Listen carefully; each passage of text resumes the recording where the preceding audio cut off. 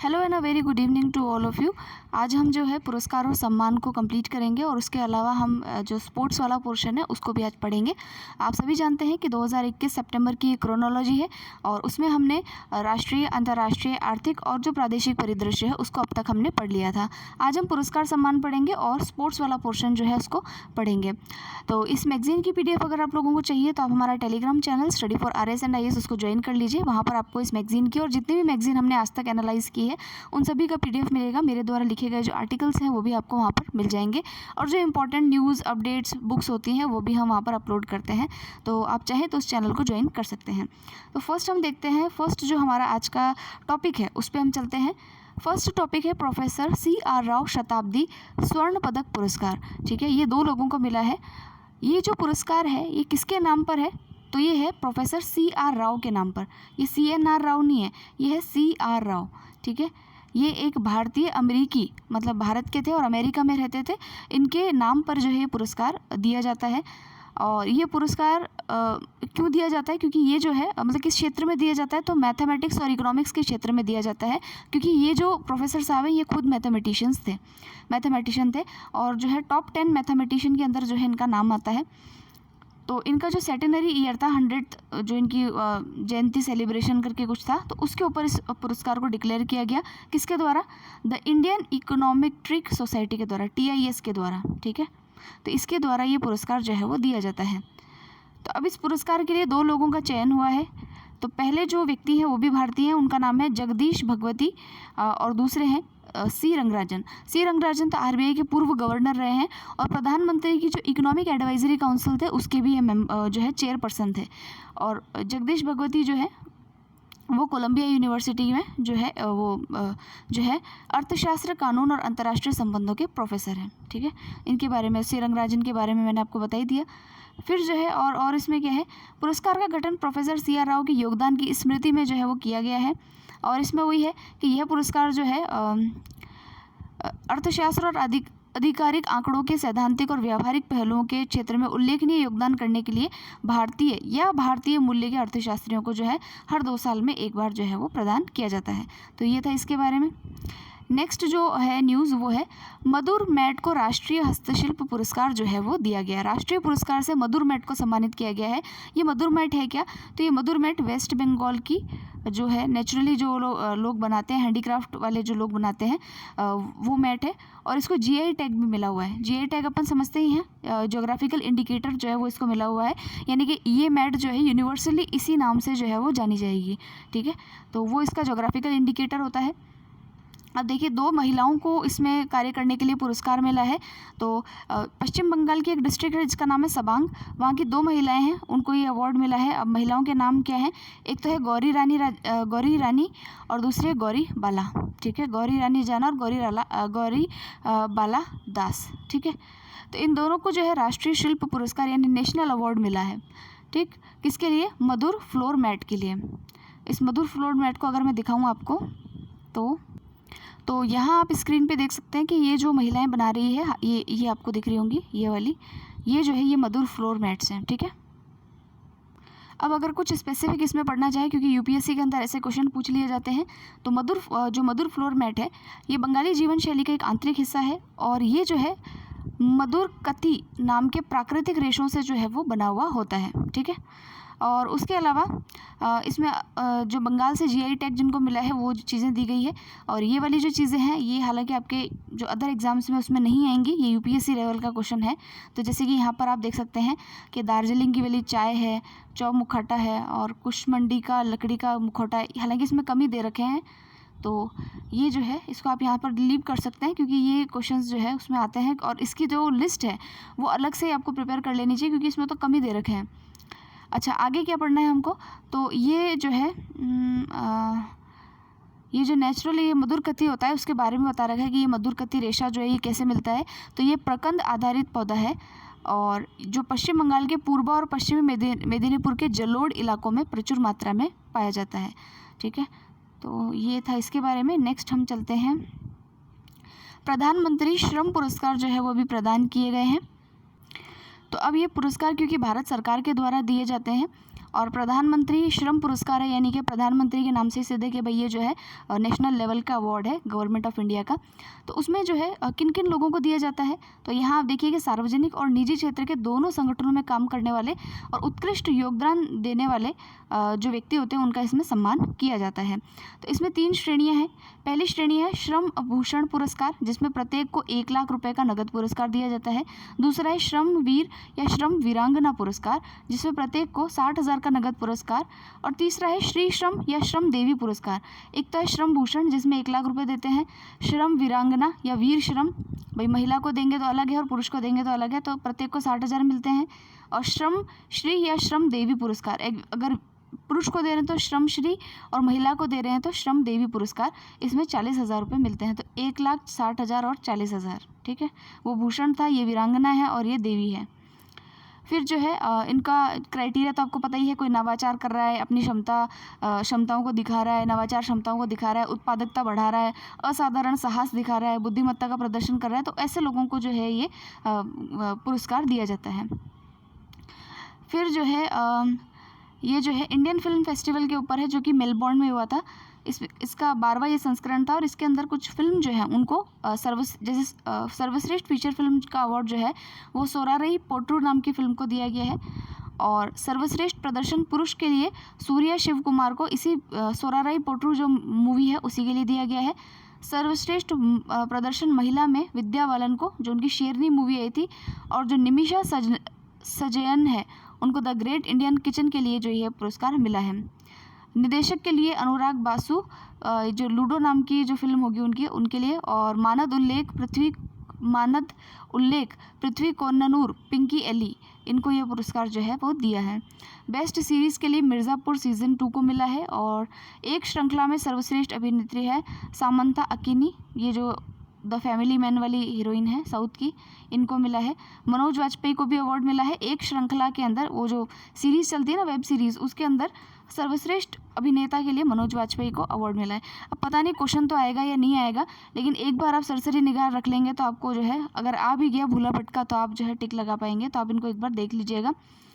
फिर हम next article पे चलते हैं, स्टार्टअप महिला उद्यमी पुरस्कार 2020-21। तो नाम से ही सिद्ध है पहले तो कि महिलाओं को देते हैं, जो स्टार्टअप के अंदर काम करती हैं उन महिलाओं को देते हैं, यानी अपना स्टार्टअप जिन्होंने लगाया है उनको ये अवार्ड मिलता है। और ये जो अवार्ड है ये किसके द्वारा दिया जाता है वो देख लेते हैं। तो हमारे भारत से जो MEIT है, MEIT क्या है, ministry of electronics information and technology, ये मिनिस्ट्री, और जो नेस्कॉम है, नेस्कॉम के बारे में आपने सुना होगा कई बार, ये नॉन फॉर प्रॉफिट ऑर्गेनाइजेशन है नेस्कॉम, ठीक है। और वो इसी क्षेत्र में स्टार्टअप और इन सब के क्षेत्रों में, ट्रेड और इन सब के क्षेत्रों में कार्य करता है। ये जो है UN वुमेन के साथ साझेदारी में इलेक्ट्रॉनिक और सूचना प्रौद्योगिकी मंत्रालय और नेस्कॉम द्वारा स्टार्टअप महिला उद्यमी पुरस्कार के विजेताओं की घोषणा जो है वो भी की गई है। तो एक तो UN वुमेन हो गया, एक हमारे यहाँ का मंत्रालय MEITY, और दूसरा क्या है नेस्कॉम। इन तीनों के द्वारा जो है ये पुरस्कार दिया जाता है। तकनीकी स्टार्टअप महिला उद्यमियों की भागीदारी हेतु इस पुरस्कार में 159 आवेदन प्राप्त हुए थे। अब ये याद तो नहीं रखना है, लेकिन हमने जस्ट पढ़ लिया इसको। 12 महिला उद्यमियों को विजेताओं के रूप में चुना गया है, जबकि 2 महिला उद्यमियों को ज्यूरी चॉइस पुरस्कार विजेता के रूप में घोषित किया जाएगा। जो ज्यूरी चॉइस पुरस्कार विजेता है उनको 2 लाख रुपये मिलेंगे, ठीक है। और महिला उद्यमियों को प्रोत्साहन देते हुए 33 महिलाओं को इलेक्ट्रॉनिक्स और सूचना प्रौद्योगिकी मंत्रालय और नेस्कॉम ने टेक महिला उद्यमी प्रेरक कार्यक्रम के लिए भी चुना है, ताकि उन्हें लाभदायक और वैश्विक व्यवसाय तैयार करने के लिए आवश्यक नेटवर्क, कनेक्ट और सीखने के संसाधनों तक पहुंच प्रदान की जाए। कहने का मतलब ये है कि कोई महिला जो है, जैसे मान लीजिए कोई फूड इंडस्ट्री में बहुत अच्छा कार्य कर रही है, ठीक है, लेकिन अब उसका जो वो कलाकारी है, या मान लीजिए कोई हैंडीक्राफ्ट में कार्य कर रही है, तो उसकी वो जो चीज़ है वो हमें अगर इंटरनेशनल लेवल की बनानी है तो उसको खुद नहीं पता कि उसको कैसे बनाया जाए। तो वो सारी चीज़ें ये लोग सिखाते भी हैं और उनको जो है अपने वर्क को और ज़्यादा एक्सपेंड करने के लिए और विस्तार देने के लिए मदद भी करते हैं। तो ये इनका कार्य है। अब इसमें से क्वेश्चन क्या आएगा, तो क्वेश्चन ये आ सकता है कि भाई स्टार्टअप महिला उद्यमी पुरस्कार किसके द्वारा दिया जाता है, ठीक है। फिर हम नेक्स्ट देखते हैं, स्वतंत्रता दिवस 2021 की पूर्व संध्या पर राष्ट्रपति के द्वारा 144 वीरता पुरस्कारों की जो है वो घोषणा की गई है, स्वीकृति दी गई है, जिसमें जो है सैन्य बलों के सर्वोच्च कमांडर भी शामिल हैं और जो सैन्य बल, पुलिस, अर्धसैनिक बल जो हैं उनके 144 अवार्ड जो हैं वीरता पुरस्कार अपन जानते हैं जिनको इंग्लिश में गैलेंट्री अवार्ड्स कहते हैं, जिसमें अशोक चक्र आता है, फिर कीर्ति चक्र, शौर्य चक्र, सेना का पदक, ये सारे पदक जो हैं वो इसमें शामिल है। अब किसको कितना दिया जाएगा वो उतना याद नहीं रखना है अपने को। राष्ट्रपति ने विभिन्न सैन्य अभियानों में अहम योगदान के लिए सैन्य कर्मचारियों के लिए 28 मेंशन इन डिस्पैच को भी स्वीकृति दी है, जिसमें ऑपरेशन रक्षक और ऑपरेशन स्नो लेपर्ड के लिए 3 मरणोपरांत शामिल हैं, पुरस्कार शामिल हैं। ठीक है, कीर्ति चक्र के लिए अल्ताफ हुसैन भट्ट जो कांस्टेबल रहे जम्मू कश्मीर पुलिस के, उनको मिलेगा। और अशोक चक्र के लिए बाबूराम जो हैं उनको ये अवार्ड जो है वो मिलेगा। फिर नेक्स्ट आर्टिकल हम देखते हैं, मंगदेचू जल विद्युत परियोजना को ब्रूनेल मेडल जो है वो मिला है। तो देखिए ये सबसे पहले हमको पता होना चाहिए कि ये जो जल विद्युत परियोजना है जिसको हाइड्रो इलेक्ट्रिक पावर प्रोजेक्ट कहते हैं, ये है कहाँ का, तो ये भूटान का है। और भारत ने इसको जो है हेल्प की है, किसने, इंडिया ने इसको हेल्प की है। ठीक है, और इसको ये अवार्ड किसने दिया है, तो ये अवार्ड का नाम है, एक तो मेडल है, ये ब्रूनेल मेडल दिया किसने है, तो लंदन में एक सोसाइटी है जिसका नाम है सिविल इंजीनियर्स संस्थान, institution of civil engineers ICE, उसके द्वारा इसको ये जो है सम्मान दिया गया है। अब आप खुद एक अगर हम चाहें तो सोच सकते हैं कि ये पुरस्कार किसको मिलेगा, कि जिसने, देखिए यहाँ पे नाम क्या है, सिविल इंजीनियर्स, यानी कि ये डैम में जो इंजीनियरिंग जिसने की होगी तो उसको सराहने के लिए ये पुरस्कार जो है वो प्रदान किया जाता है। ठीक है, तो अब ये भारतीय जो दूत है रुचिरा कंबोज ने इनके साथ में इस शर्मा को इसको सौंप दिया, ये सब छोड़िए, लेकिन ये पुरस्कार जो है किसको मिला है या फिर ये योजना कहाँ की है, परियोजना जल विद्युत परियोजना भूटान की है, ये याद रखना, यहाँ पर क्वेश्चन जो है इसका बन सकता है। ठीक है, और क्या है इसमें, फिर है, अब देखिए एक आर्टिकल और है जिसका नाम है, महात्मा गांधी को कांग्रेस के स्वर्ण पदक से सम्मानित करने के लिए अमेरिकी कांग्रेस में फिर से प्रस्ताव। देखिए हमारे यहाँ जो संसद होती है उसको हम पार्लियामेंट कहते हैं, हमारे यहाँ पर जो पार्लियामेंट होती है उसको हम संसद कहते हैं, और जो अमेरिका की जो संसद है उसको क्या कहा जाता है, कांग्रेस कहा जाता है। ठीक है, और उसके 2 सदन होते हैं, एक तो होता है लोअर हाउस और एक होता है सीनेट जो अपर हाउस होता है उनका। तो यहाँ पर देखिए कि जो अमेरिका की कांग्रेस है वहाँ पर न्यूयॉर्क के जो अमेरिका से सांसद है जिनका नाम है कैरोलिन बी मेलोनी, उन्होंने जो है हमारे भारत में जो महात्मा गांधी थे उनको वहाँ का एक सर्वोच्च पुरस्कार है जिसका नाम है कांग्रेस का स्वर्ण पदक, ठीक है, वो देने के लिए उन्होंने दूसरी बार बिल जो है वो लेकर के आए हैं वहाँ पर। और ये जो प्रसिद्ध पुरस्कार है कांग्रेस का, जो ये स्वर्ण पदक वाला जो पुरस्कार है इसको हम कांग्रेशनल गोल्ड मेडल भी कहते हैं, कांग्रेशनल गोल्ड मेडल। ये कई महान हस्तियों को दिया जा चुका है, और उन महान हस्तियों में कौन कौन है, George Washington, Nelson Mandela, Martin Luther king junior, mother Teresa और रोजा पार्क्स, ऐसी महान हस्तियों को दिया जा चुका है। और महात्मा गांधी को अगर मिल जाता है तो ये जो है ये मेडल प्राप्त करने वाले, कांग्रेशनल गोल्ड मेडल प्राप्त करने वाले पहले भारतीय जो है वो बन जाएंगे। तो ये कुछ इंपॉर्टेंट बात थी इनके बारे में। फिर जो है हम नेक्स्ट देखते हैं,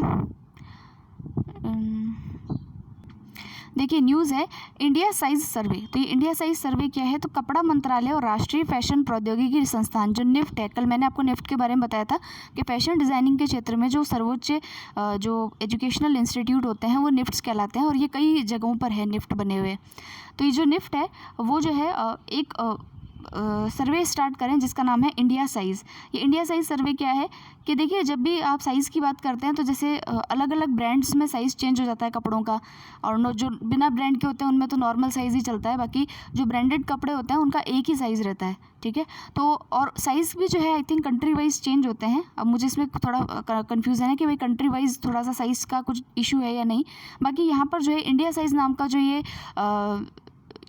क्या कहते हैं, जो सर्वे ये लोग कर रहे हैं, इसमें क्या करेंगे ये लोग, ये जो पहले रेडी टू वेयर कपड़ों के क्षेत्र में एक नया मानकीकृत आकार चार्ट जो है यानी स्टैंडर्डाइज साइज़ चार्ट जो है वो पेश करेगा।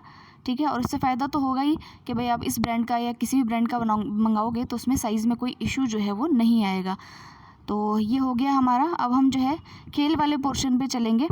खेल वाले पोर्शन के अंदर पहला क्या है, तो देखिए सबसे पहले जो है मैं आपको टोक्यो ओलंपिक के बारे में बताना चाहती हूँ, क्योंकि ये काफ़ी इंपॉर्टेंट है अभी, क्योंकि इनका आयोजन हुआ ही था तो काफ़ी सारे खिलाड़ी इसमें चर्चा में रहे हैं, तो हम थोड़ा इनके बारे में जान लेते हैं।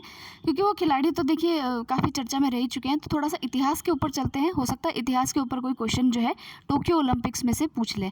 टोक्यो ओलंपिक्स में से जो ओलंपिक खेल हुए थे उसमें 2016 में, क्योंकि रियो ओलंपिक हुआ था, मैं आपको एक इंडिकेटर देती हूँ, रियो ओलंपिक हुआ था 2016 में।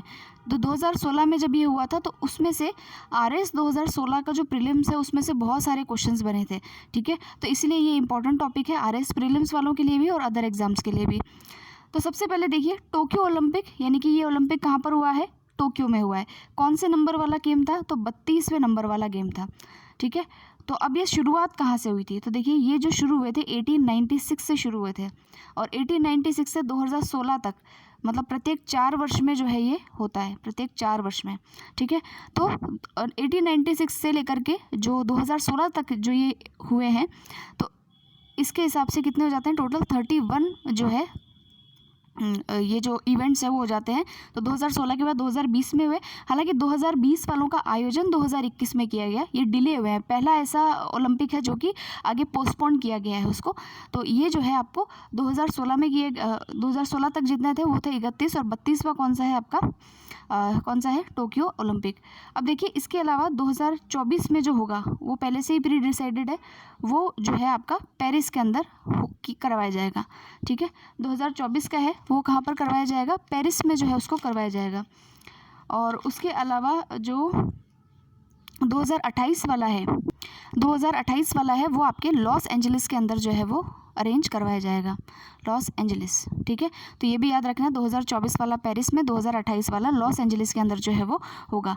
तो ये इनके बारे में था। फिर हम और क्या चीज़ें देखें, तो देखिए जो ओलंपिक होता है उस ओलंपिक के अंदर 4 इवेंट्स होते हैं। एक होता है समर ओलंपिक, एक होता है विंटर ओलंपिक, एक होता है पैरा ओलंपिक, ठीक है। ये पैरा ओलंपिक और समर ओलंपिक तो जो है साथ में होते हैं। अभी समर ओलंपिक हो गए जिसको ग्रीष्मकालीन ओलंपिक खेल कहते हैं, और पैरा ओलंपिक जो है वो अभी चल रहे हैं। फिर विंटर ओलंपिक, और एक होता है यूथ ओलंपिक, और एक होता है स्पेशल ओलंपिक। तो कितने टूर्नामेंट्स हो गए, summer, winter, para Olympic, youth Olympic और स्पेशल ओलंपिक, ऐसे करके इसमें 5 जो है जो ओलंपिक्स होते हैं वो ऑर्गेनाइज किए जाते हैं। तो अभी वाला जो है ये जो है कहाँ पर ऑर्गेनाइज हुआ है, तो जापान के अंदर जो टोक्यो शहर है वहाँ पर हुआ है। और कब हुआ है, तो 23 जुलाई से 8 अगस्त, ये डेट भी याद रखनी है, 23 जुलाई से 8 अगस्त तक जो है इनका आयोजन किया गया है। मेरे पास अभी समय नहीं है कि मैं आपको 2016 वाला पेपर का जो क्वेश्चन है वो दिखाऊँ, बाकी क्वेश्चन जो है उसमें इसके ऊपर पूछे गए थे, डायरेक्टली यही जो क्वेश्चन है वही पूछे गए थे, ठीक है। फिर नेक्स्ट जो इसमें जो ध्यान रखने वाली बात है वो क्या है कि टोक्यो में पहली बार इनका आयोजन हो रहा है, सॉरी ये जो है टोक्यो के अंदर दूसरी बार जो है इन खेलों का आयोजन हो रहा है। 1964 में जो है 18वें जो टोक्यो ओलंपिक्स थे उसमें जो है इसका आयोजन किया गया था, ठीक है। और इसमें कितने खेल टोटल खेले जा रहे हैं, तो 33 खेल टोटल खेले जा रहे हैं। 50 विधाओं की कुल 339 स्पर्धाएँ जो है इस ओलंपिक में होगी। ये भी आपको याद रखना है क्योंकि जो है ये क्वेश्चन पूछ लेते हैं। फिर है 339 पदक स्पर्धाओं के साथ यह खेल अब तक के सबसे बड़े ओलंपिक खेलों के अंदर जो है वो गिना जा रहा है, ठीक है। क्योंकि इससे पहले वाला जो रियो के अंदर ओलंपिक हुआ था उसमें 33 खेल नहीं थे, उसमें सिर्फ 28 खेल ही थे। अब की बार खेल कितने हो गए, 33 खेल हो गए हैं टोटल। और उसके अलावा ये वाला किसी काम का नहीं है, इसको हम छोड़ सकते हैं। फिर जो है फिर आप ध्यान रखिएगा कि जो इस पदक तालिका है उसमें टॉप किसने किया, तो USA ने किया है, और सेकंड टॉपर रहा है चाइना, ठीक है। और भारत का भी कोई विशेष इसमें स्थान है ही नहीं क्योंकि जो है हम तो बहुत पीछे हैं। फिर जो है जो थर्ड नंबर है वो जापान का खुद का आता है, और फिर UK का आता है, ठीक है। तो फर्स्ट 2 भी ध्यान रह जाए तो ठीक है, क्वेश्चन पूछा जा सकता है क्योंकि चाइना है इस बार सेकंड नंबर पे इसलिए। और फिर जो है अब जो है मैस्कॉट के बारे में देख लेते हैं, शुभंकर के बारे में देख लेते हैं। इसका जो शुभंकर है वो है मिराई तोवा, ठीक है। मिराई तोवा जो है इसका शुभंकर है। मिराई का मतलब क्या होता है, फ्यूचर, मिराई मीन्स फ्यूचर, और तोवा मीन्स होता है इटर्निटी, यानी कि अनंत काल, ठीक है। तो ये इसका अर्थ होता है, ये इसका मैस्कॉट है। फिर जो है नेक्स्ट देखते हैं। अब देखिए मैं कुछ और फैक्चुअल चीज़ें जो है आपको बताना चाहती हूँ। यहाँ तक तो हमने टोक्यो ओलंपिक के बारे में पढ़ा, थोड़ा सा इतिहास में चलते हैं कि ये जो खेल हैं आप सभी जानते हैं। देखिए ये खेल तो यूनान से स्टार्ट हुए थे, यूनान को जो है हम एथेंस कहते हैं, ठीक है। एथेंस से जो है ग्रीस कहते हैं, ग्रीस से जो है इसको स्टार्ट किए गए थे। तो ये थोड़ा सा हमको ध्यान रखना है। उसके अलावा हम देखते हैं कि जो है ये जो है 1776 BC में वैसे तो स्टार्ट हुए थे, ठीक है। ये 8वीं शताब्दी आप कह लीजिए, 8th सेंचुरी BC, ठीक है, तभी इसको स्टार्ट किया गया था। और उसके बाद में प्रत्येक 1896 के बाद प्रत्येक 4 वर्ष तक इनको जो है ऑर्गेनाइज किया गया। लेकिन 1896 के बाद में अगर आप देखेंगे तो एक तो 1916, एक आपका 1940 और एक आपका 1944। ये 3 बार जो है इनका आयोजन, 3 ओलंपिक्स का आयोजन रद्द कर दिया गया था। जैसे वर्ल्ड वॉर था एक बार तो, और एक बार 2 अन्य कारणों से जो है इनको रद्द किया गया था। तो अगर आपसे ये पूछे कि कितने ओलंपिक खेले गए, एक्चुअल में खेले गए, तो खेलने वाले तो 28 ही थे। ठीक है, खेलने वाले तो कितने थे? 28 ही थे। लेकिन टोटल जो है ओलंपिक कितने हुए हैं अब तक? 32 ओलंपिक्स जो है वो हो चुके हैं। ठीक है, तो ये थोड़ा सा हो गया। हाँ, अब ओलंपिक के अंदर जो है वो 5 सर्कल्स होते हैं। आपने देखे होंगे ये 5 सर्कल्स वहाँ पर होते हैं। इन 5 सर्कल्स का कलर भी आपको पता होना चाहिए। जैसे एक है ब्लू, येलो, फिर ब्लू, येलो, ब्लैक, ग्रीन और रेड। ठीक है, तो ये थोड़ा सा नाम भी आप ध्यान रखिएगा कि कौन कौन से कलर्स इसमें होते हैं। 5 ही सर्कल क्यों होते हैं? तो ये पांचों जो है 5 कॉन्टिनेंट्स जो है हमारे महाद्वीप जो है उनको दर्शाते हैं। तो 5 ही कॉन्टिनेंट्स को क्यों दर्शाते हैं? तो देखिए, नॉर्थ अमेरिका और साउथ अमेरिका को ये एक ही मानता है। और जो अंटार्कटिका वाला कॉन्टिनेंट है, क्योंकि वहाँ से तो कोई इंसान रहता ही नहीं है, तो पार्टिसिपेट भी कोई नहीं करता, तो इसीलिए इसको वो लोग नहीं मानते। ठीक है, और जो आपका ओलंपिक का जो मोटो है, ओलंपिक का मोटो क्या है? ठीक है, मोटो क्या है इसका? तो ये है इसका मोटो, साइटस, आइटस और फोर्टियस। साइटस, आइटस और फोर्टियस। साइटस का मतलब होता है तेज, ऑल्टिस का मतलब होता है, ऑल्टिस मतलब एल्टीट्यूड यानी ऊंचा, तो तेज, ऊंचा, और फोर्टियस का मतलब होता है शक्तिशाली। ठीक है, ये इसका मतलब होता है, तो थोड़ा आप इसको भी ध्यान में रखिएगा। फिर जो है हम देखते हैं नेक्स्ट। अब देखिए, एक और इम्पॉर्टेंट न्यूज़ है कि भाई जो भारत है वहाँ से सबसे पहला व्यक्ति कौन गया। तो अगर वैसे देखें तो अभी मैंने आपको बताया कि 1896 से जो है ये खेलना शुरू किए गए थे। उसके बाद में देखिए, ये तो शुरुआती दौर था, उस समय तो देश भी कई सारे नहीं हुआ करते थे। तो अगर हम देखें 1900 के अंदर जो ओलंपिक हुआ था, उसके अंदर जो है पहले भारतीय जो है उनको भेजा गया था। उनका नाम था नॉर्मन प्रिचार्ड नाम के व्यक्ति थे। उनको जो है ओलंपिक के अंदर भेजा गया था। ये इंग्लिश नेम है क्योंकि ये अंग्रेज़ी थे और कलकत्ता में इनका जन्म हुआ था, इसलिए कह सकते हैं कि हाँ, जन्म क्योंकि भारत में हुआ था इसलिए ये भारतीय थे। तो 1900 में भेजा था, इस समय भारत आज़ाद नहीं हुआ था, तो अंग्रेज़ों के द्वारा इनको भेजा गया था। इन्होंने वहाँ भाग लिया और 2 सिल्वर मेडल जो है वो जीते थे। तो वैसे तो यही है, लेकिन टेक्निकली क्योंकि जो भारत आज़ाद हुआ और फिर किसी भारतीय ने भाग लिया, वो हम आगे देखेंगे कि वो कौन व्यक्ति था। ठीक है, अब देखिए 1900 वाला जो सीन है वो तो हमने देख लिया कि भाई नॉर्मन प्रिचार्ड जो थे उनको भेजा गया। लेकिन उसके बाद में 1920 वाला जो होता है वो बेल्जियम में होता है ओलंपिक, और यहाँ पहली बार भारतीय खिलाड़ियों का एक दल था, 6 खिलाड़ियों का दल जो है उसको भेजा गया और उन्होंने ध्वज भी फहराया। लेकिन कोई भी भारतीय अच्छा प्रदर्शन यहाँ पर जो है वो नहीं कर पाया था, इसलिए वहाँ पर एक हमारे इंडस्ट्रियलिस्ट थे जिनका नाम था दोराबजी टाटा, जो जमशेदजी टाटा जो है तो उससे ये जुड़े हुए हैं। तो दोराबजी टाटा जो है वो उन्होंने जो है सोचा कि भाई जो है भारत का भी प्रदर्शन अच्छा होना चाहिए, तो उन्होंने जो है प्रस्तावित किया कि इंडियन जो ओलंपिक एसोसिएशन है उसको बनाया जाना चाहिए, और उन्हीं के कहने पर इंडियन ओलंपिक एसोसिएशन बना था, और इसके जो चेयरमैन है वो भी दोराबजी जी को ही बनाया गया था। ठीक है, और इससे जो है हमारे यहाँ पर ओलंपिक्स में या नेशनल गेम्स के जो है वो दरवाजे भारत के लिए खुले थे। और जैसे देखिए ये काम हुआ तो उसके बाद में 1928 के अंदर वापस से ओलंपिक होते हैं। कहाँ पर? एम्स्टर्डम के अंदर होते हैं। याद रहे तो भी ठीक है, लेकिन ये याद रखिएगा कि ये जो ओलंपिक हुआ था 1928 का, ये भारत के लिए काफ़ी इंपॉर्टेंट है। यहाँ भारत ने जो है हॉकी के अंदर पहली बार गोल्ड जीता था। ठीक है, और इस समय हॉकी टीम के कप्तान थे जयपाल सिंह मुंडा, लेकिन इसके अंदर मेजर ध्यानचंद ने भी पार्टिसिपेट किया था। और मेजर ध्यानचंद के बारे में आप सब लोग जानते होंगे। मेजर ध्यानचंद जो है हॉकी के जादूगर उनको कहा जाता है। उनके जन्म दिवस 29 अगस्त को जो है स्पोर्ट्स डे मनाया जाता है, और उनकी एक ऑटोबायोग्राफी है जिसका नाम है गोल। और अभी जो है राजीव गांधी जो पुरस्कार दिए जाते हैं उनका नाम बदल करके मेजर ध्यानचंद के नाम पर कर दिया गया है। ठीक है, तो 1928 एम्स्टर्डम के अंदर जो ये प्रतियोगिता हुई थी, वहाँ पर भारत ने जो है पहली बार हॉकी के अंदर जो है गोल्ड जीता था। तो ये इंपॉर्टेंट न्यूज़ हो जाती है। फिर उसके बाद 1928 के बाद में दोबारा कहाँ होंगे, 1932 के अंदर होंगे, लॉस एंजलिस में हुआ था, उसमें भी लगातार हॉकी में गोल्ड जीता। फिर 1936 में हुआ तो उसमें भी उन्होंने हॉकी के अंदर जो है हमको जो है गोल्ड मिला था, जो बर्लिन में हुआ था, और उसमें मेजर ध्यानचंद जो है वो कैप्टन थे। तो हमने क्या कहा कि 1928 से जो खेल शुरू हुए उसमें भारत ने हॉकी में पहली बार गोल्ड जीता। फिर 1932 के अंदर फिर हॉकी में गोल्ड जीता। फिर 1936 में हुआ, उसमें फिर हमने हॉकी के अंदर जो है वो गोल्ड जीता था, और इस बार जो है मेजर ध्यानचंद जो है 36 के अंदर कैप्टन थे। फिर उसके बाद में जो 1948 है उसके अंदर जो है फिर से हॉकी के अंदर जो है हमने गोल्ड जीता था। तो ये हमारा गोल्ड का एक सफ़र रहा है जो हमने बहुत काफ़ी टाइम तक जो है इसको अनुभव किया था। फिर जो है 1952 के अंदर अगर अपन देखें तो उसके अंदर भी हमको अवार्ड मिला था। वो काफ़ी टेक्निकल हो गया, लेकिन जैसे कि जो केडी जाधव हैं उनको कुश्ती के अंदर पहला व्यक्तिगत मेडल जो है वो जीत करके लाए थे। कुश्ती के अंदर पहला व्यक्तिगत गोल्ड मेडल जो है उन्होंने इसके अंदर जीता था। ठीक है, तो ये हो गया। और उसके अलावा अगर हम देखें और चीज़ें, तो अब तक भारत ने ओलंपिक में कितने मेडल जीते हैं, तो 28 मेडल जो है भारत ने अब तक जीते हैं, जिनमें से 9 तो हैं गोल्ड मेडल। तो 9 गोल्ड मेडल में से 8 तो हॉकी में ही जीते हुए हैं, और 1 गोल्ड मेडल अभिनव बिंद्रा लेकर के आए थे व्यक्तिगत रूप से। और सिल्वर में हमने जीते हैं 7 मेडल, और ब्रॉन्ज हमने जीते हैं 12। तो सबसे ज़्यादा हमने ब्रॉन्ज जीते हैं, फिर गोल्ड जीता है, और फिर हमने सिल्वर जीता है। तो ये भी ध्यान रखिएगा कि अब तक हमने टोटल सिर्फ जो है 28 मेडल ही जीते हैं। अब देखिए हम जो है कुछ भारत का जो इसके अंदर रहा है स्थान, उसके ऊपर आ जाते हैं। भारत को ओवरऑल 48 पोजीशन मिली है। फर्स्ट पोजीशन किसकी है, यूएसए की, सेकंड चाइना की है, और फिर आई थिंक जो है आपका यूके की, और जो है जापान की, और फिर यूके की है। तो ये 4 पोजीशन हमने देख ली थी, और 48 पोजीशन जो है हमारे प्यारे भारत की है।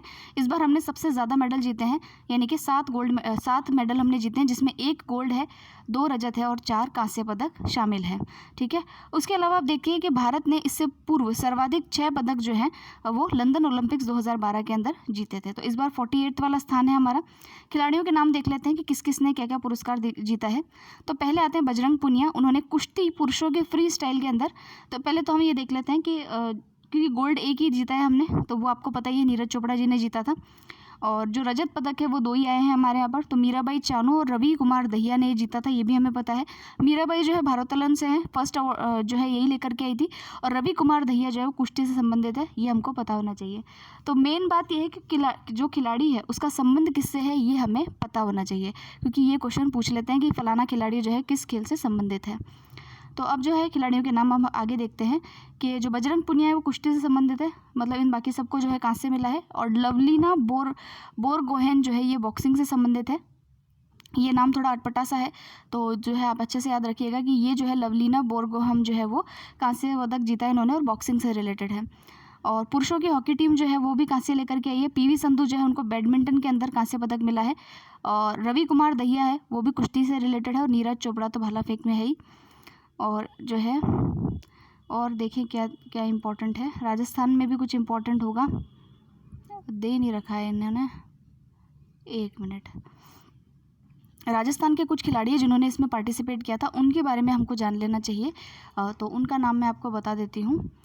तो एक तो है जैसे कि शूटिंग के अंदर एक व्यक्ति हैं जिनका नाम है दिव्यांश सिंह पंवार। शूटिंग के अंदर व्यक्ति है जिनका नाम है दिव्यांश सिंह पंवार। ये यंग खिलाड़ी हैं और जयपुर से संबंधित हैं, और इन्होंने जो है शूटिंग में इस बार पार्टिसिपेट किया था। ठीक है, जीते नहीं हैं ये, इन्होंने पार्टिसिपेट किया था, तो ये थोड़ा सा हमको ध्यान में रखना है इनके बारे में। फिर अगर हम बात करें इसी शूटिंग प्रतियोगिता के अंदर जो है आपकी जो अपूर्वी चंदेला है हमारी जयपुर की, उन्होंने भी जो है पार्टिसिपेट किया था। और फिर हम देखेंगे एक और है रोइंग जो होता है, रोइंग का मतलब होता है जो